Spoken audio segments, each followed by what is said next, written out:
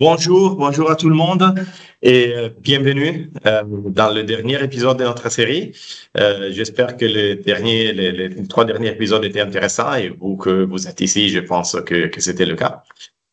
Donc aujourd'hui, qu'est-ce qu'on va faire? Aujourd'hui, Julien, il va nous montrer comment automatiser et optimiser la solution au travers des Photo3DX. Ce sera, je pense, très intéressant parce que nous voyons comment, avec l'utilisation des algorithmes internes des Photo3DX d'intelligence artificielle, on pourra avoir et obtenir des configurations, des designs plus innovatifs, peut-être auxquels on ne peut pas penser normalement. Et on va faire tout ça de façon automatique et très simple au travers des Photo3DX. Je vous rappelle que si vous avez des questions, n'hésitez pas à écrire dans la section demande et réponses. Je dirais que je laisse la parole à Julien de façon qu'il puisse vous montrer toutes les choses. Donc, on va repartir de notre simulation de la dernière fois. Donc, comme vous le voyez, c'est notre déversoir habituel.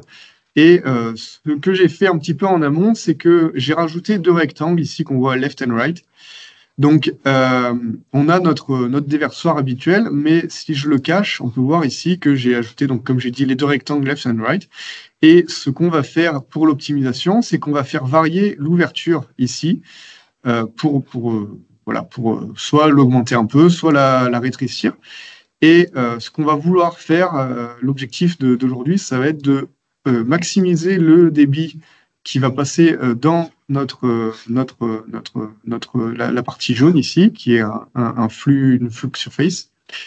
Donc maximiser le débit tout en minimisant la force qui va s'appliquer sur le composant en rouge ici. Donc, on peut déjà, juste pour faciliter un petit peu la suite, ce qu'on va faire, c'est qu'on voit pour les rectangles left and right, qu'on peut donc définir donc les rectangles comme vous l'avez vu dans les autres épisodes précédents en écrivant donc les numéros. Et en survolant la souris ici, on peut voir donc le numéro, enfin le nom de la composante. Ici, on voit que c'est YH, et pour le deuxième rectangle, ça va être YL. Donc, on retient un petit peu ces deux noms de composants, YH, YL, ça va nous être utile par la suite. Et une petite chose pour être bien clair, les deux rectangles ils sont superposés à la géométrie précédente. Exactement. Et donc, en bas, dans la partie en bas, en jaune, c'est toujours fermé. Voilà. Ce que le logiciel y voit, c'est bien notre déversoir habituel. Ce qui se passe, c'est que j'ai juste ajouté deux rectangles qui vont peut-être venir déborder un peu. Nous allons le voir par la suite. Ce qu'on va faire maintenant, c'est ouvrir Flow3DX. Donc Flow3DX a cette interface-là. On a sur la partie de gauche différents onglets de Workflow, Population, Exécution et Data Analysis. On va les voir un petit peu plus tard. On a ici une interface un peu graphique avec différents nœuds qu'on va aborder. Ici, bon, normalement, c'est pas tracé au début, mais on a notre zone de résultat qui va apparaître au fur et à mesure des simulations. Et en bas, un fichier, enfin des messages log et notre zone de population. On va aborder tout ça petit à petit. Ce qu'on va faire surtout en premier, c'est que on va dans l'onglet Workflow faire glisser des nœuds. Ça va être ces nœuds qui vont nous permettre de construire un peu notre modèle d'IA entre guillemets. Donc par exemple, on a les nœuds Flow3D Hydro ici, Flow3D Post ici, d'autres nœuds pour Weld et YAM pour ceux qui connaissent. Et donc on fait glisser notre nœud de Flow3D Hydro. Une fois qu'on l'a fait glisser, on double-clique dessus. Ce qui va se passer, c'est que on va d'abord sélectionner un template. Le template, c'est tout simplement la simulation qu'on a extrait ici, donc celle-là. On va sélectionner le prépin, il suffit de cliquer, d'aller chercher, donc là on voit le chemin d'accès. Et automatiquement, ça va charger la liste de toutes les variables qu'on peut changer. Nous, comme je vous l'ai dit précédemment, on va surtout faire changer les coordonnées des deux rectangles. On se rappelle donc de YL et YH.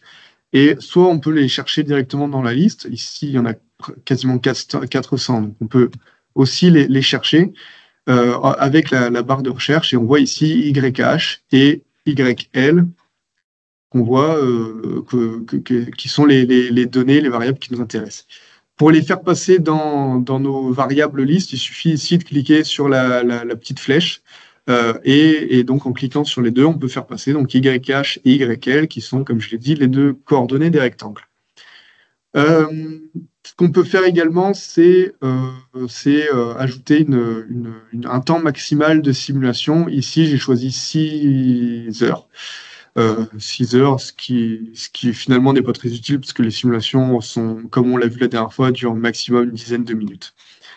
Donc, c'est tout bon pour notre nœud de Flow 3D Hydro. Il suffit donc juste de sélectionner les deux variables YH, YL. YH, YL qui apparaissent ici, ça va être les deux entrées.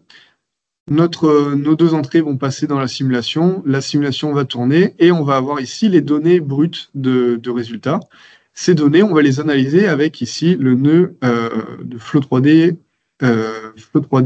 Post.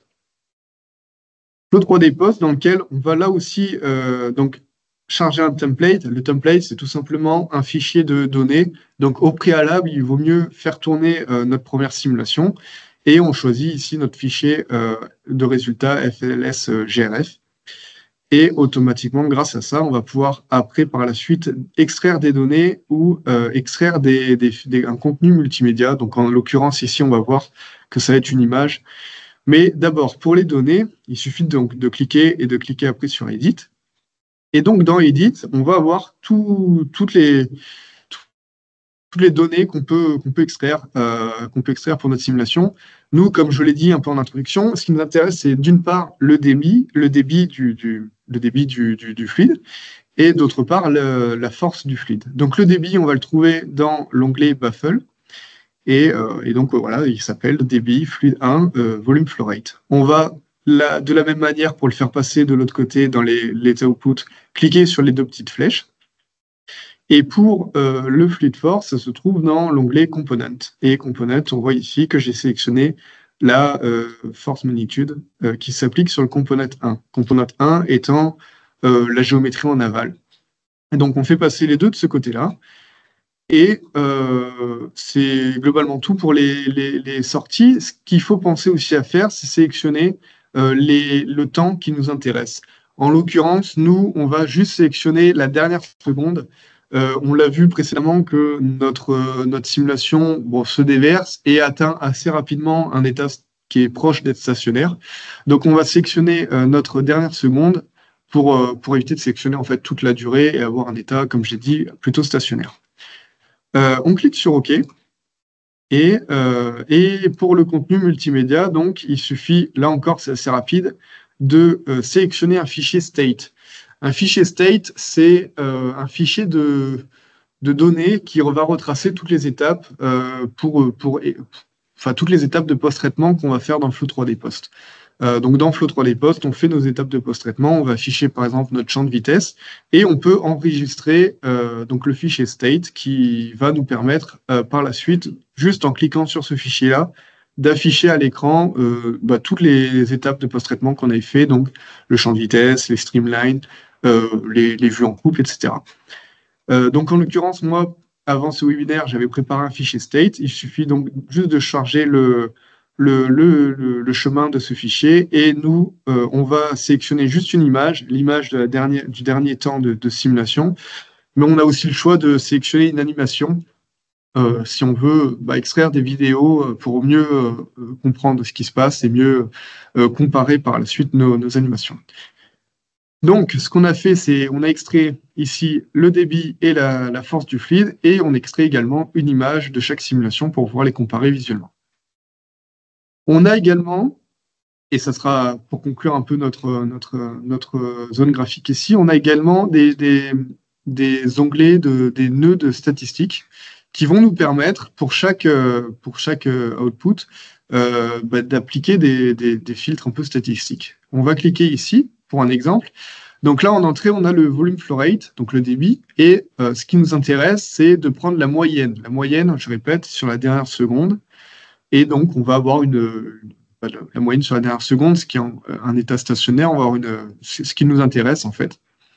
Ça va nous permettre donc de prendre la moyenne. Pour la force, ici, on va prendre le maximum de la force sur la dernière seconde. Ça va nous permettre voilà, de pouvoir la minimiser par la suite. Donc la moyenne est le maximum pour le fluide. Et donc pour la zone visuelle, c'est globalement tout ce qu'il faut pour sélectionner un peu, pour extraire notre nœud, enfin notre phase d'optimisation. Ce qui va se passer ensuite, c'est qu'on va vouloir l'exécuter et donc on va lui assigner une tâche. La tâche, c'est que on va, dans un premier temps, lui appliquer, lui expliquer quelles sont les entrées. Ici, c'est notre YH et YL qui sont les coordonnées du rectangle, je le rappelle. On définit ces deux valeurs comme étant des variables de type continu et qui vont varier entre 2 et 8. Donc elles vont varier entre 2 et 8. Et comment elles vont varier? Elles vont varier de telle sorte que la moyenne du volume flow rate va être maximisée. Donc on veut le maximum de débit, enfin le débit maximal plutôt, qui va se déverser, tout en minimisant la force qui va s'appliquer sur la phase, la zone aval du déversoir. Et on applique une précision de 5% pour cette simulation. Ça, c'est la partie peut-être la plus importante un peu, parce que c'est vraiment là qu'on définit quels sont nos objectifs. On clique sur Fermer. Un petit mot ici, on va sélectionner le module optimisation, mais on peut également lui demander de faire un DOE, un plan d'expérience, ou un workflow exécution. Donc en gros, on peut également automatiser différentes simulations. Je prends l'exemple d'un barrage avec une porte. Et si on veut tester différentes ouvertures de portes, il suffit de cliquer ici et d'enseigner les différentes ouvertures que l'on souhaite. Le logiciel, par la suite, va tout enchaîner de lui-même. Mais voilà, ça c'était juste pour dire qu'on peut faire de l'automatisation. Nous, on va faire de l'optimisation avec la tâche et on va ici renseigner le nombre total de simulations. Ici, on va en mettre 100. 100, ce qui est un bon nombre. On a vu que nos simulations sont plutôt rapides, elles font entre 5 et 10 minutes. Donc là, en l'occurrence, les 100 simulations, elles ont mis moins d'une nuit à tourner toutes ensemble. Si vous avez des simulations qui sont beaucoup plus grosses, avec des modèles de transport sédimentaire ou un maillage qui est un peu plus costaud, le logiciel va prendre en compte en fait le nombre total de simulations pour faire son optimisation. Donc, c'est-à-dire que si vous avez que 10 simulations, l'optimisation va quand même fonctionner, même avec un nombre réduit de simulations. On n'est pas obligé d'avoir un nombre très très grand pour que l'optimisation fonctionne. Donc, c'est tout, c'est terminé pour la mise en place un peu de la simulation. Donc, pour résumer, on entre nos deux coordonnées de rectangle qui vont, une simulation va être calculée en fonction des coordonnées. Les données brutes de simulation vont être analysées par le module de post-traitement. On va extraire le volume, enfin le débit, pardon, et la force qui s'applique en zone aval. On va également extraire une image de post-traitement. Et ensuite, le volume va être maximisé, et la force va être minimisée. Et c'est globalement tout. Dans l'onglet exécution, je ne l'ai pas dit, mais le bouton plus important pour lancer l'optimisation, ça va être celui-là, Start Execution. Et le logiciel de lui-même va tester différentes optimisations, différentes valeurs de YH et YL. Ici, on voit qu'on a bien 100 simulations qui ont tourné en une nuit. Et on va pouvoir donc introduire la deuxième zone ici, qui va être le front de Pareto. En fait, au fur et à mesure que les simulations sont calculées, un point va apparaître ici avec donc en abscisse le débit et en ordonnée la force du fluide. Et nous, ce qui nous intéresse, c'est d'avoir un débit qui est maximal avec une force qui est minimale. Donc, c'est plutôt ces points ici qui vont nous intéresser. Et automatiquement, le logiciel va tracer un front de Pareto. Donc, un front de Pareto, c'est les solutions optimales, les meilleurs designs en l'occurrence. Et donc, on voit ici qu'on a une dizaine de points qui peuvent être satisfaisants pour notre condition d'optimisation. Également, pour conclure, on a vu qu'on avait sélectionné le nœud de post-traitement pour extraire une image. L'image, on peut la trouver tout simplement en survolant la petite loupe ici. Et donc, on voit ici qu'on a voilà, l'image qui a été faite, le post-traitement automatique qui a été fait. Donc, on a une première image ici, on a une deuxième ici qui sont relativement similaires. Et puis voilà, donc on a toutes les simulations qui ont tourné de manière automatique. On a notre front de Pareto, mais on a également les, comment on appelle ça, les sensibilités entre chaque variable. Donc on voit ici les graphes du débit en fonction de la force et en fonction des différents composants. Philippot, il me semble que j'ai tout dit. On peut repasser Oui, il y a le petit bouton pour ouvrir votre dépense. Exactement, oui, c'est ça. Il me semblait bien que j'avais oublié quelque chose. En passant la souris sur la loupe, on peut avoir l'image qui a été extraite, mais également en cliquant sur la souris, ça va ouvrir automatiquement la simulation dans Flow 3D Post. Et donc, si on veut appliquer différents post-traitements supplémentaires, on peut le faire. C'est un petit raccourci qui est bien utile. Il est déjà 10h20. Je vais pouvoir repasser donc dans le PowerPoint. Pour ceux qui me suivent sur LinkedIn, j'avais publié cette petite animation où justement on a différentes tailles d'ouverture qui ont été post-traitées. Et donc on voit que, bon là c'est que 4 simulations, mais les 4 simulations proviennent de ce plan d'optimisation. On va également donc passer aux idées reçues enfin pas aux idées reçues, aux questions qu'on a reçues lors de cette série de webinaires pour conclure un peu cette série. On a reçu de nombreuses questions, on vous remercie pour ça. Chaque question ont été traitées par mail directement, mais voici un petit résumé. D'une part, on avait une personne qui nous avait demandé s'il était possible de calculer l'entraînement de l'eau ambiante qui est dense lorsqu'elle pénètre dans une masse d'eau qui est moins dense. Donc, est-il possible de traiter différents fluides de densités différentes? C'est tout à fait possible. On a un modèle qui est dédié pour ça, le modèle Disperse Phase Flow, qui va permettre de traiter 2 ou plus plusieurs fluides de densités différentes. Donc, comment ils se mixent entre eux, comment ils évoluent entre eux, etc. Également, une petite précision sur le modèle d'entraînement d'air. Physiquement, est-ce que vous modélisez un écoulement diphasique? En fait, c'est exactement ça. Concrètement, si je rentre rapidement dans les détails, on ne va pas résoudre toutes les cellules qui contiennent 100% d'air. Ces cellules vont être un petit peu ignorées. On va juste voir s'il y a de l'eau dedans. S'il n'y a pas d'eau, on ne va pas les calculer. Par contre, à l'interface, on va, avec justement le modèle Disperse Phase Flow, on va pouvoir agir sur différents paramètres de l'eau, notamment la densité, la viscosité, qui localement vont être légèrement modifiés pour pouvoir modéliser l'entraînement d'air et l'interface de manière précise. Et une dernière question, vous étiez plusieurs à nous poser la question, comment se procurer le logiciel? C'est tout simple, il faut passer par un associé de Flow Science, en l'occurrence nous. On peut voir par mail un petit peu par la suite comment faire pour vous donner le logiciel et ça sera avec plaisir qu'on peut répondre également à toutes vos autres questions. Un petit mot rapide aussi sur le colloque de la SHF qui est la semaine prochaine, donc on sera présent à Grenoble.